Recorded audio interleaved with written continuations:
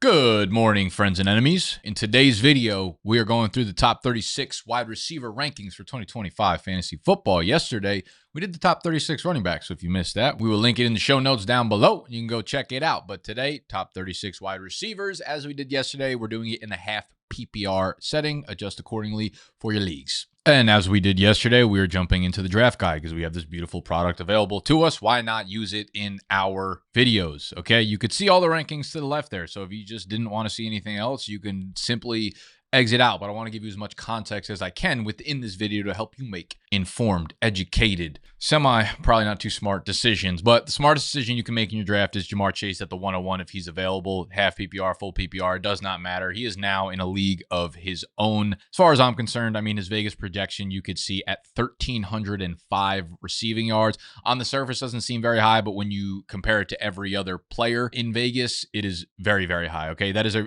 large number because they take into account injuries and they bake that into the projection. So don't worry about the raw number. That's the highest that there is in Vegas. Ja'Marr Chase is coming off the Triple Crown year. Don't overthink it. If you have the 101 in your drafts, you want to take Mr. Ja'Marr Chase. After that, I've recently moved CeeDee Lamb above Justin Jefferson. Some minor injury concerns with Justin Jefferson. Pulled his hamstring, and Kevin O'Connell said he will be sitting out until the regular season. I'm not overly worried about it. He's my wide receiver 3. But when I think about CeeDee Lamb and when I think about just what this offense brings here, within the draft guide, they have all these numbers for you. But I think about the last time that him and Dak played together a full healthy season, 181 targets, 135 catches, 1,749 yards.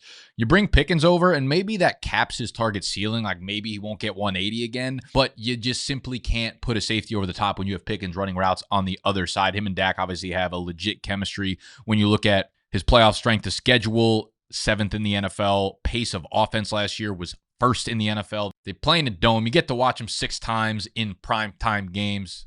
A lot of fun to have a guy like CeeDee Lamb. I also think this defense could just be something that bottoms out here, and they just have to pass the ball a million times over. So CeeDee's my 2, Jefferson's my 3, and then you've got this tier, and I hate to even have to rank one guy over the other, but Nico, Puka, Malik Neighbors, Brian Thomas, and Amon-Ra St. Brown are the next 5 guys that go after each other. I love them all.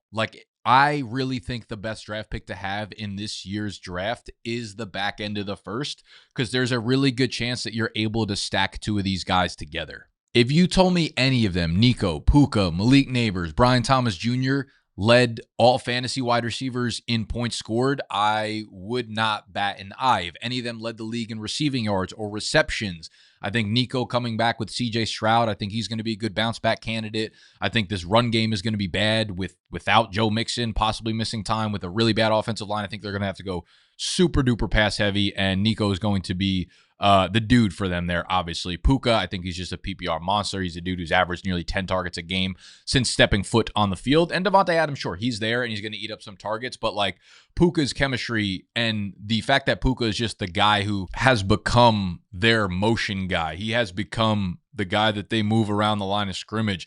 As you can see within the little write-up we have here, his reception perception numbers are insane. 85th percentile success rate versus man, 91st versus zone, and 92nd versus press. Vegas projections have him at 1,205 receiving yards, which is better than everybody in the NFL except for Ja'Marr Chase. So Puka, Malik, BTJ, I think they're all really obvious candidates here to just be phenomenal picks in fantasy football. Amon-Ra St. Brown at the wide receiver 8, obviously just an extremely high floor player, has finished as the wide receiver 3, the wide receiver 3, and the wide receiver 7 over the last 3 years. I don't really see a cause for concern as to why he won't be a GOAT again.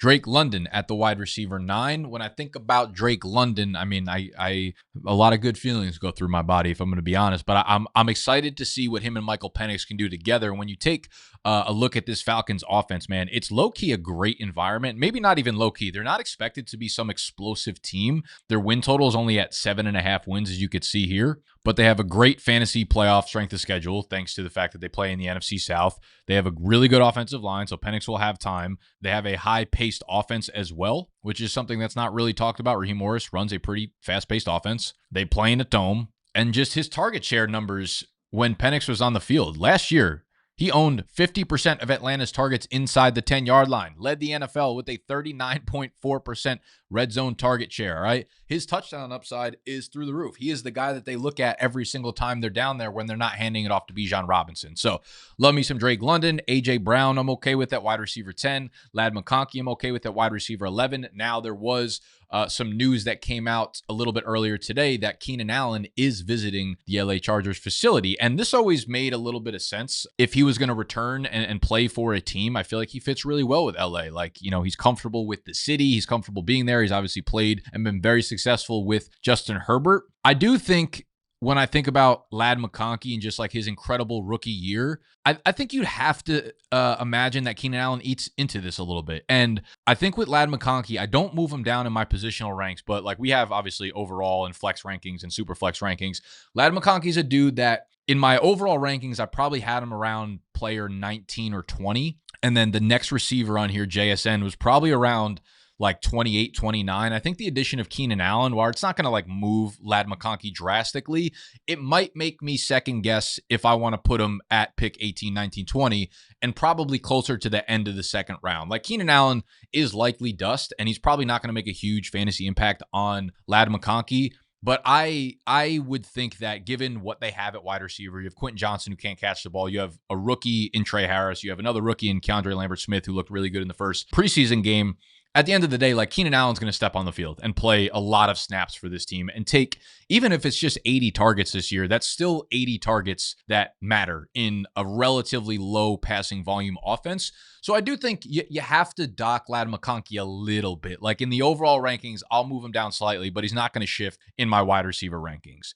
After that, you got JSN, you got T. Higgins, you got Garrett Wilson at the 13, 14, 15 to open up the high-end wide receiver twos. I like JSN to just be a target vacuum out there in Seattle with his new quarterback, Sam Darnold.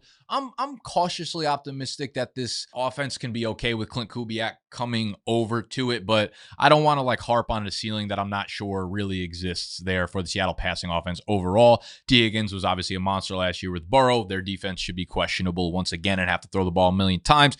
Y'all know I have been pretty off of the New York Jets.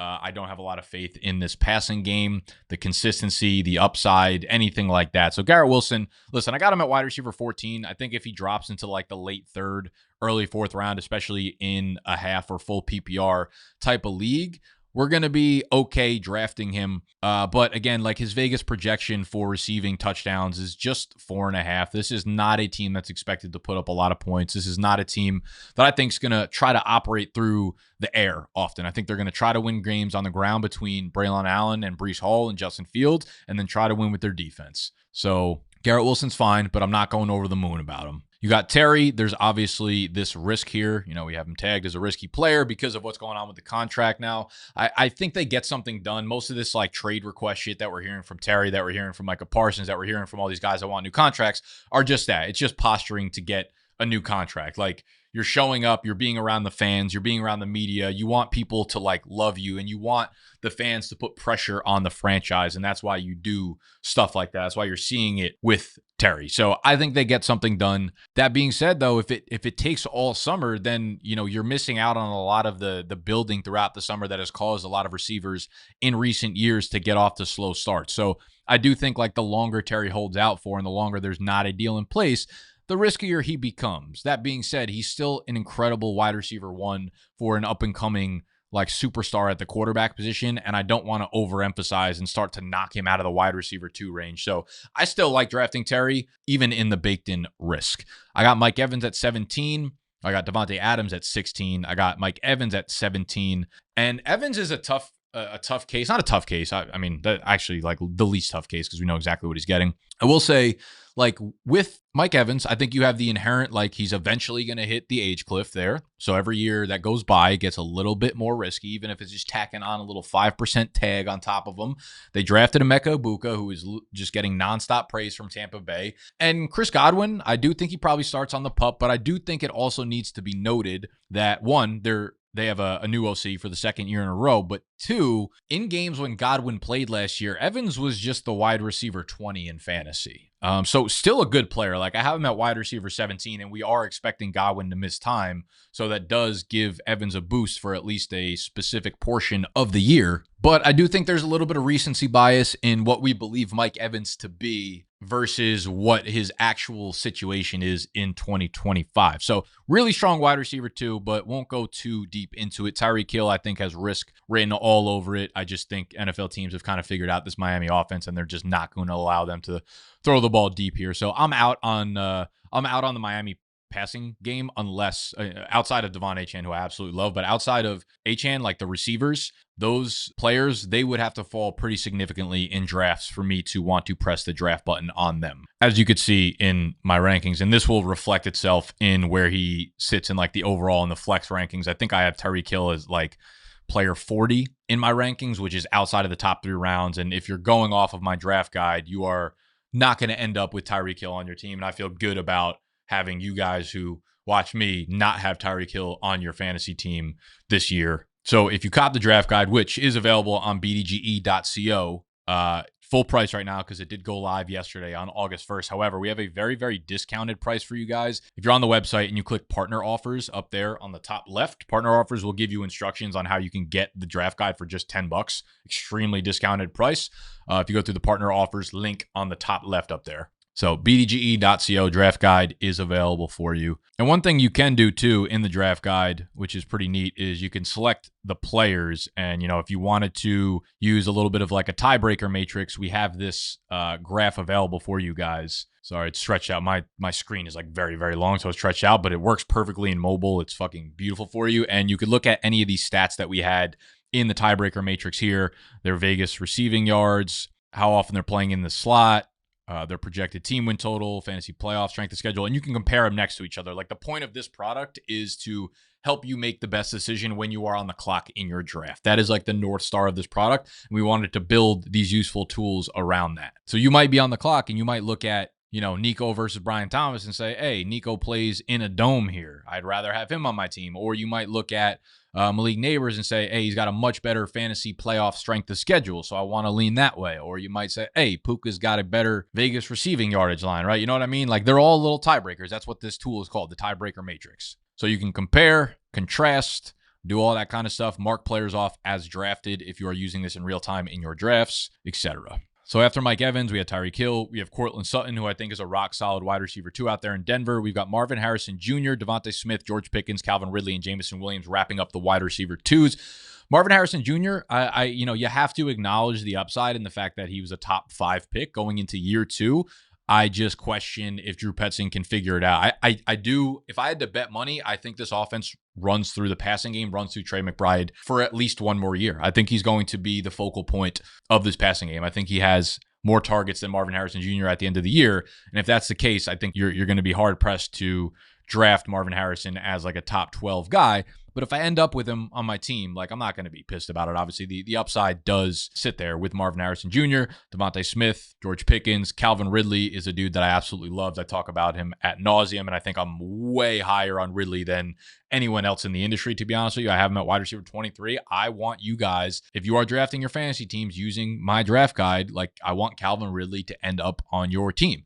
And he's the 23rd pick here, but he's a guy that you're going to be able to get in the 6th or 7th round of your draft. So great value here. After that, we got Jamo Williams. And then one of the more interesting back-to-back rankings are Xavier Worthy and Rashee Rice. You can't really compare the two because most of their objective stats are the same. There's not going to be any numbers for Rice up in Vegas right now, obviously, with the suspension looming. Xavier Worthy's up at 825.5, 6.5 touchdowns. And we did a full Vegas video a couple days ago that jumped into projections of like how likely is this guy to go for 1,000 yards, so 150 yards, which you guys really liked. And I went in depth on Xavier Worthy, and I think his upside is definitely prevalent here in this ranking. If Rashee Rice misses a bunch of time with this suspension, there's a good chance that Xavier Worthy just kind of goes nuclear over the first half of the year. The reports out of camp between Worthy and Mahomes sound pretty good, so we're going to keep him there. Rice is obviously going to be a moving target all summer long until we hear concrete news about his suspension length. Zay Flowers at 27, good but not great fantasy player, low volume passing offense out there in Baltimore. He really hasn't cracked like the top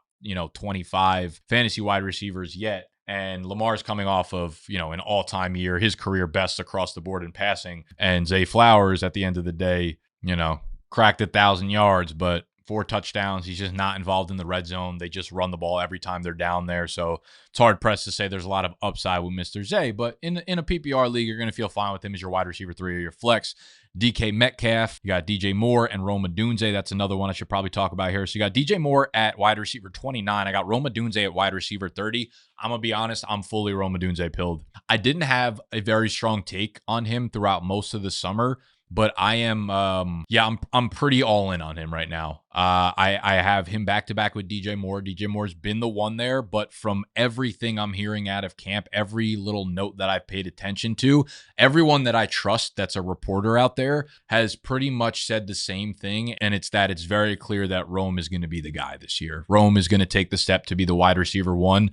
When you hear about Ben Johnson talking about Rome and pressers, like he came out and he was like, yeah, Rome is a pure X receiver, which was not the position he played last year. He's like, Rome can win any type of coverage. He can win any type of route you're playing. Like, this is a guy that we're going to utilize really heavily in the position that he was made to play. So Rome's going to dominate on the outside this year. You pair that with Caleb Williams' strong arm. Like, I'm really excited with this revamped offensive system, offensive line. I'm in on Rome Odunze. He's one of my must-draft breakout players of the year. You don't have to pay the Marvin Harrison price for him, even though he's got similar draft capital. Listen, I'm just very, very in on Rome Odunze this year. I get it. I get why people would think he's risky. And if you don't feel the same way, that is fine. But I'm just telling you where I stand right now. I can't point to a lot of statistics last year that make me feel warm and fuzzy inside because they don't really exist. But I believe in Rome as a player, and I believe in what Ben Johnson's going to do in Chicago this year. Right after Rome, we got Tet McMillan, the rookie, the first rookie in my rankings out there in Carolina,